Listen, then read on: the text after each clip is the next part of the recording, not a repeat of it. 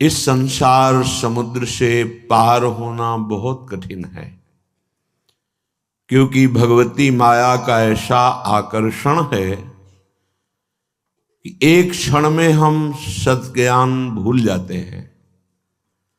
असत अज्ञान का ऐसा साम्राज्य सा छाया हुआ है। सत संकल्प करते हैं कि आज के बाद हम ऐसा नहीं करेंगे, पर विवश होकर के फिर माया हमसे वैसा ही करा देती है जो नहीं करना चाहिए। उसके लिए हमें अध्यात्म बल की आवश्यकता है। अध्यात्म बल बड़े कृपा पात्रों के हृदय में जागृत होता है। कृपा हमारे ऊपर है, पात्र हमें बनना है। कृपा ना होती तो मनुष्य देह न मिलता, साधु संग न मिलता, धाम आने को न मिलता, नाम लीला रूप प्रभु के सिद्धांत ये सुनने को न मिलता। कृपा तो है, अब हमें कृपा पात्र बनना है, तभी वो प्रेमामृत रस हमारे हृदय में आएगा। कृपा पात्र उपासक एकमात्र अपने आराध्य देव के चिंतन का ही महत्व रखता है। उपासक के अंदर ये प्रश्न नहीं आना चाहिए कि हमें 6 महीना 1 वर्ष हो गए नाम जप करते हुए, कोई हमें परिवर्तन तो नहीं दिखाई दे रहा। 1 महीना अगर हम नाम जप कर रहे हैं या 1 वर्ष नाम जप कर रहे हैं तो ये सत चिंतन है। सत चिंतन कभी व्यर्थ नहीं होता। तुम्हें पता नहीं है कि तुम्हारे कितने अशुभों का नाश कर चुका है नाम, यदि वास्तविक आप जप रहे हैं। संचित कर्मों को पहले भस्म करता है नाम।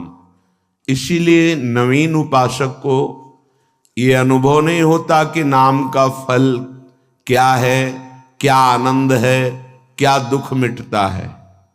इसलिए प्रार्थना है आप अपने अज्ञान के कारण कहीं नाम जपना ना छोड़ दे कि जब से नाम शुरू किया हमें कोई लाभ नहीं दिखाई दे रहा, हमें नौकरी नहीं मिल रही, हमारा काम नहीं बन रहा, हमारे दुख नहीं मिट रहे और दुख बढ़ रहे हैं। ऐसा आपको माया अनुभव कराएगी। पर आपको दृढ़ विश्वास रखना है सदगुरुदेव के वचनों में, शास्त्र वचनों में, संत वाणी में। इसी विश्वास के सहारे हम अध्यात्म बल से युक्त हो जाते हैं। नहीं तो जब हम नाम जप करते हैं तो सबसे पहला काम नाम का होता है गोदाम में आग लगाना।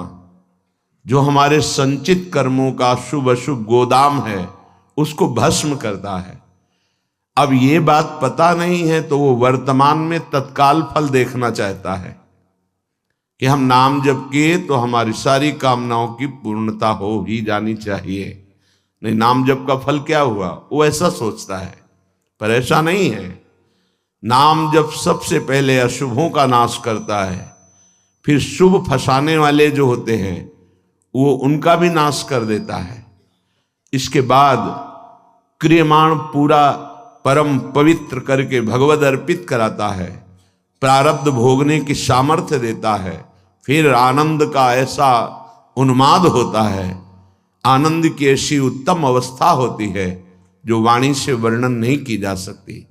आप धैर्यवान बने, उत्साह पूर्वक नाम का जप, नाम का कीर्तन, नाम का चिंतन करें। परिणाम बहुत मंगलमय होगा। थोड़ा धीरज रखें, थोड़ा विश्वास करें।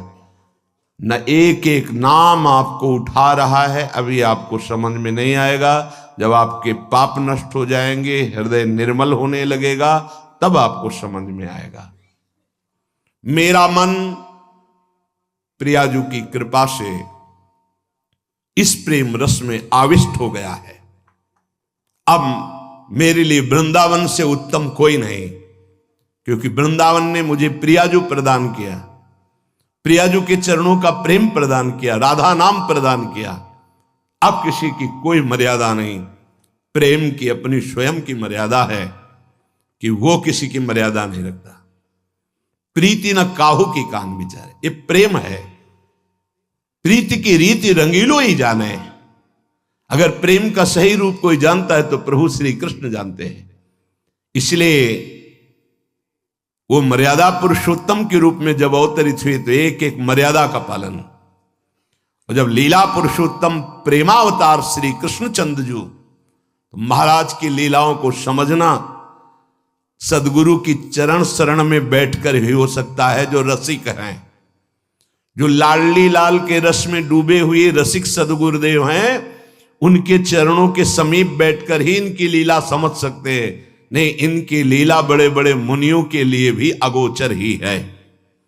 न देवैर ब्रह्मादेर न खलु हरि भक्तेर न सुहृदा, ये स्वयं बाके हैं, इनकी लीला भी बाकी है। ये बाके की बाकी लीला को जिसका कहीं कुछ बाकी नहीं रह गया वही समझ सकता है। कोई भी चाह, कोई भी लालसा यदि बाकी है तो बाके की लीला को नहीं समझ सकता। जिसका हृदय समस्त कामनाओं से, इच्छाओं से रहित हो चुका है और प्रेम रस का रसिक हो गया है, वो इनकी लीलाओं को जानता है। श्रीपाद कह रहे, ये मैंने इसलिए कहा कि मेरा मन श्यामा श्याम के प्रेम में अब प्रवेश कर गया है और ये प्रेम पंचम पुरुषार्थ है। तो उपासक को बड़ी कृपा यदि वृंदावन धाम आने को मिले, आश्रय मिले, वास करने को मिले, उसमें विशिष्ट कृपा के सत्संग मिल जाए। सत्संग से हमारे समस्त संशयों का नाश हो जाता है और हृदय दृढ़ हो जाता है कि अब मैं मुक्त होना चाहता हूं। जीवन मुक्त महापुरुष ही प्रेम में प्रवेश होता है, ध्यान रखना।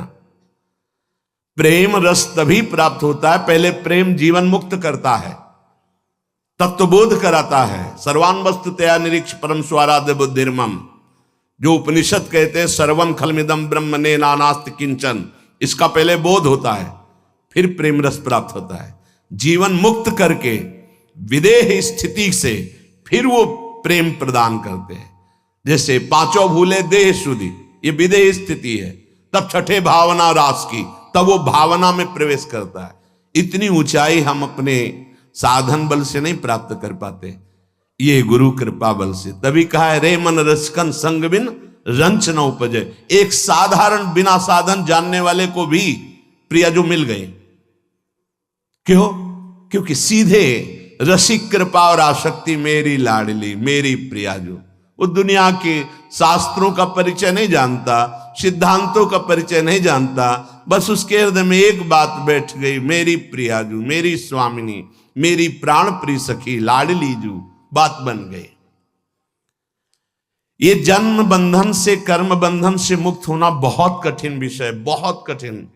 जब शास्त्रों का स्वाध्याय करो तब पता चलता है। तभी कहते हैं भगवत प्राप्ति अत्यंत कठिन, पर वो गलत शब्द है।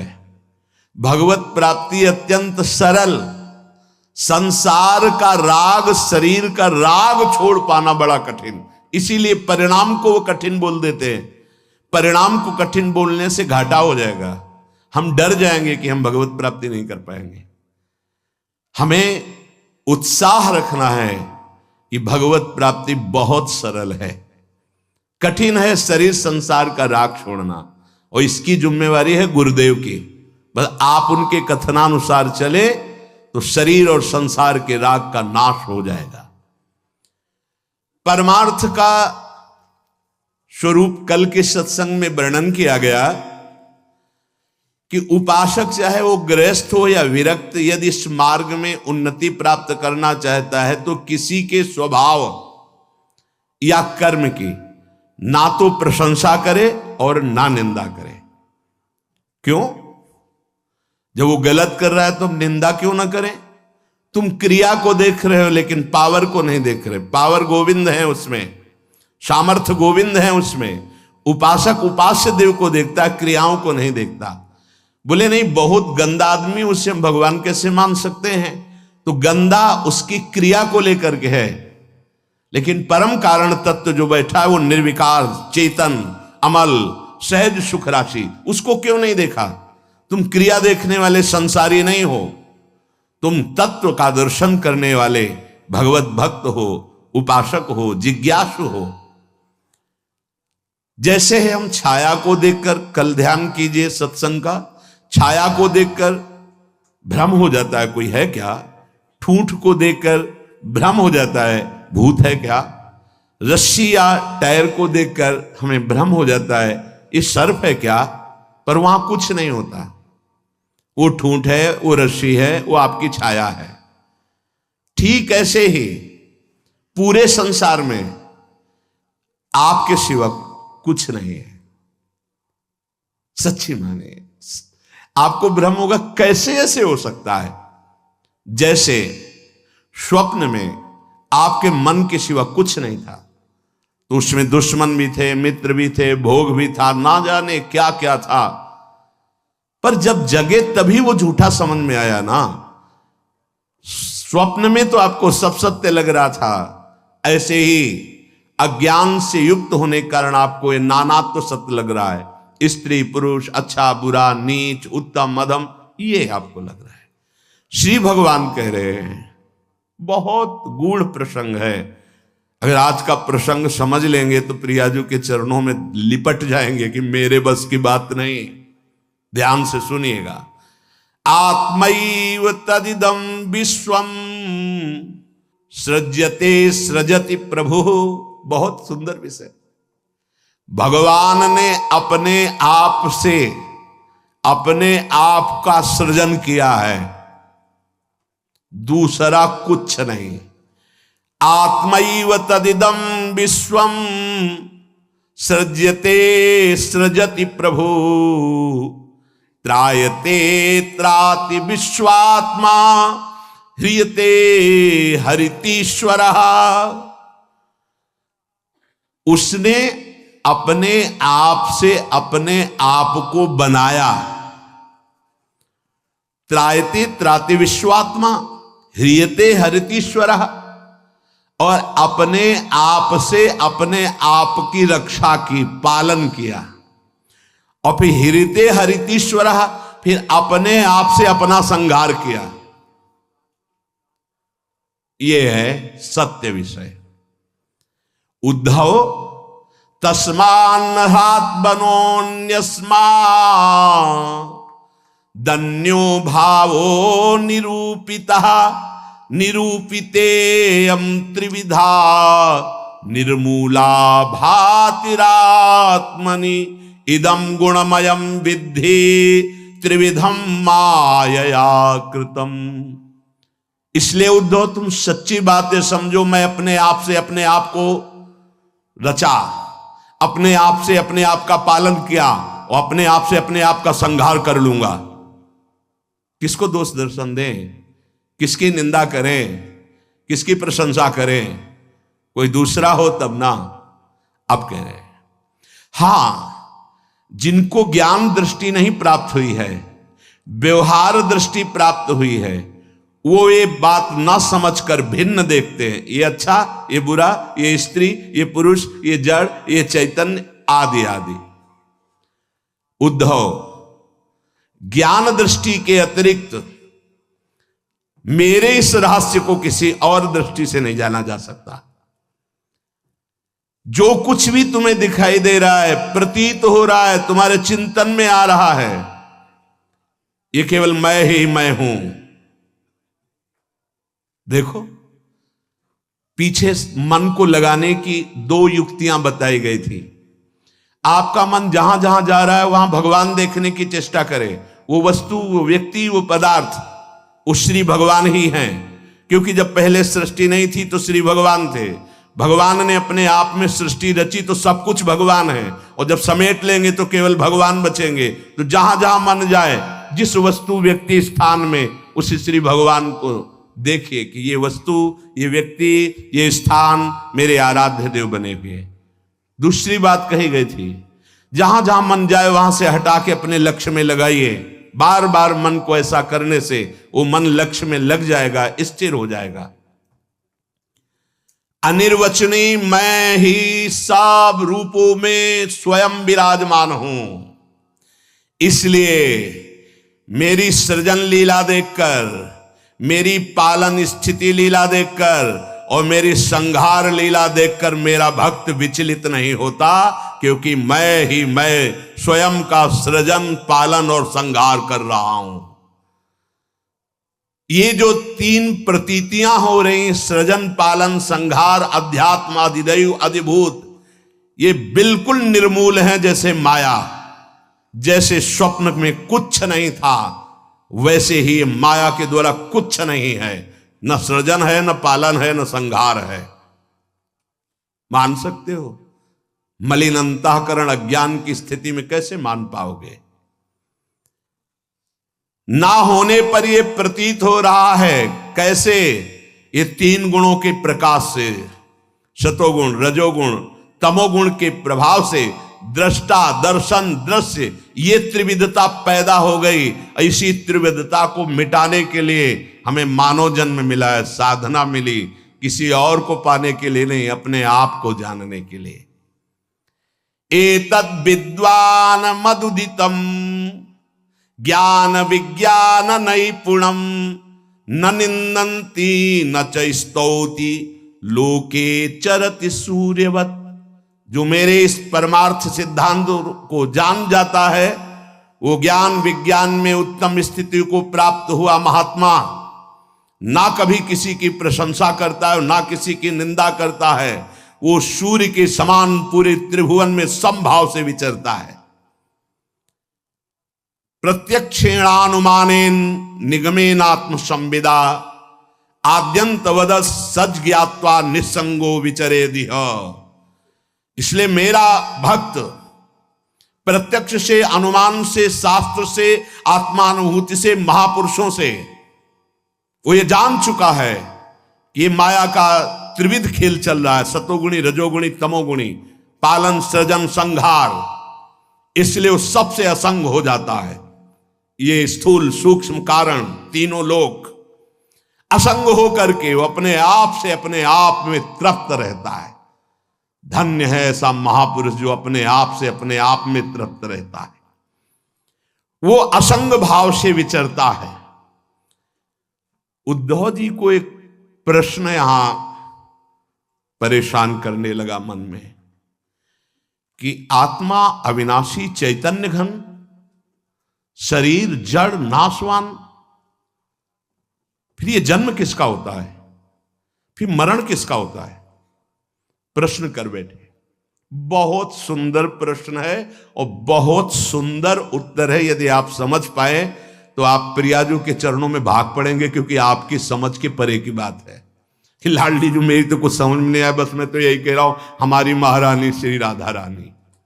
इसलिए थोड़ा धूप का ताप लगे ना तो वृक्ष की छाया अच्छी लगती है। देखो, संसार से मुक्त होने के लिए ये बहुत जोर का प्रश्न है। उद्धव जी ने कहा, नैवात्मनो न देहस्य संसृतिर्दृष्ट दृश्ययो अनात्मस्व दृशोरीस कस्य स्युदुपलभ्यते।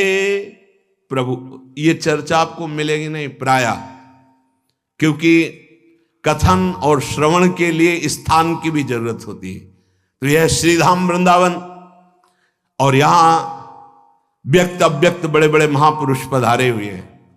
तुम्हारी दृष्टि नहीं है तो तुम्हें व्यक्ति समझ में आएगा।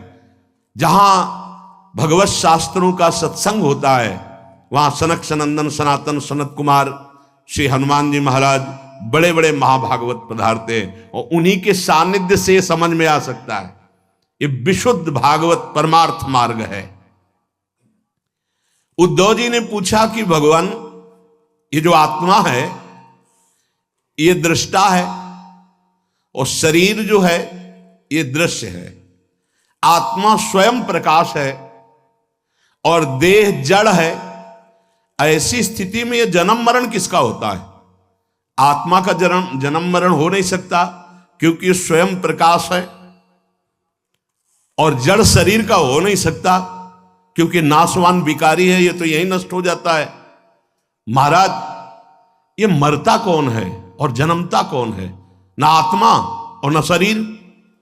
अगर ये शरीर जन्मता मरता है तो शरीर को नष्ट करने के बाद फिर अब जन्म मरण खत्म हो जाना चाहिए, पर फिर शरीर मिलता है।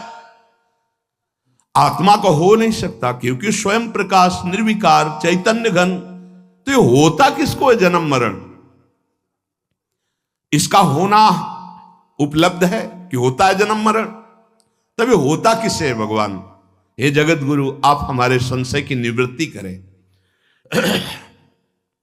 आत्मा व्ययो गुण शुद्धा स्वयं ज्योतिरनावृता अग्निवद्दारुवच्चिदेहा कस्य संस्कृति। नाथ, आपकी कृपा से इतना तो पता चला है कि आत्म तत्व अविनाशी है, प्राकृत अप्राकृत गुणों से रहित है, शुद्ध स्वयं प्रकाश है, कोई भी आवरण उसे ढक नहीं सकता। शरीर विनाशी है, साकार है, अशुद्ध है, आत्मा से प्रकाशित है और आवृत है माया के गुणों से। प्रभु, आत्मा तेज स्वरूप प्रकाशवान, शरीर काठ की तरह अचेतन, फिर ये जन्म मृत्यु संसार किसको प्राप्त होता है? कौन है जो बार बार जन्मता है मरता है?